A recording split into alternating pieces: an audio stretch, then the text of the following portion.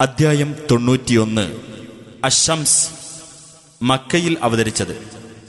ഒന്നാം സൂക്തത്തിൽ സൂര്യന്റെ പേരിൽ സത്യം ചെയ്തിട്ടുള്ളതാണ് ഈ പേരിന് നിദാനം. ബിസ്മില്ലാഹിർ റഹ്മാനിർ റഹീം. വശംസി വദുഹാഹാ. സൂര്യനും അതിന്റെ പ്രഭയും തന്നെയാണ് സത്യം. വൽ ഖമരി ഇദാ തലാഹാ. ചന്ദ്രൻ തന്നെയാണ് സത്യം, അത് അതിനെ തുടർന്നു വരുമ്പോൾ. വന്നഹാരി ഇദാ ജല്ലാഹാ. പകലിനെ തന്നെയാണ് സത്യം, അത് സൂര്യനെ പ്രത്യക്ഷപ്പെടുത്തുമ്പോൾ. വല്ലൈലി ഇദാ യഗ്ശാഹാ. രാത്രിയെ തന്നെയാണ് സത്യം, അത് അതിനെ മൂടുമ്പോൾ.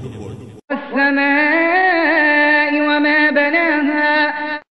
ആകാശത്തെയും അതിനെ സ്ഥാപിച്ച രീതിയെയും തന്നെയാണ് സത്യം. വൽ അർദി വമാ തഹാഹാ. ഭൂമിയെയും അതിനെ വിസ്തൃതമാക്കിയ രീതിയെയും തന്നെയാണ് സത്യം. വനഫ്സി വമാ സവ്വാഹാ. മനുഷ്യാസ്തിത്വത്തെയും അതിനെ സംവിധാനിച്ച രീതിയെയും തന്നെയാണ് സത്യം.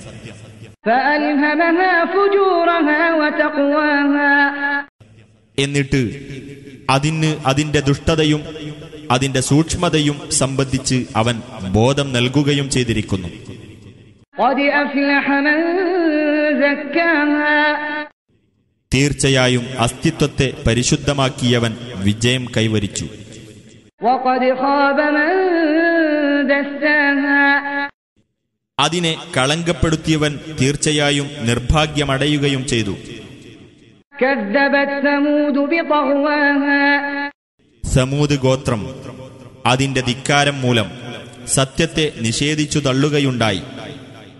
ഇദ് ബഅസ അഷ്ഖാഹാ. അവരുടെ കൂട്ടത്തിലെ ഏറ്റവും ദുഷ്ടതയുള്ളവൻ ഒരുങ്ങി പുറപ്പെട്ട സന്ദർഭം. ഫഖാല ലഹും റസൂലുള്ളാഹി നാഖതല്ലാഹി വസുഖിയാഹാ.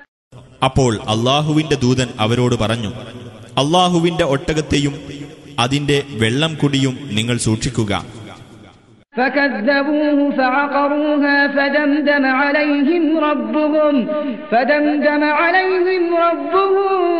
بذنبهم فسواها.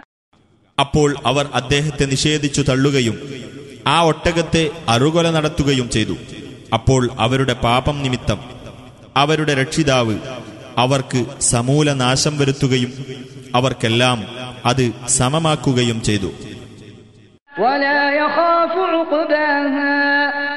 അതിന്റെ അനന്തരഫലം അവൻ ഭയപ്പെട്ടിരുന്നുമില്ല.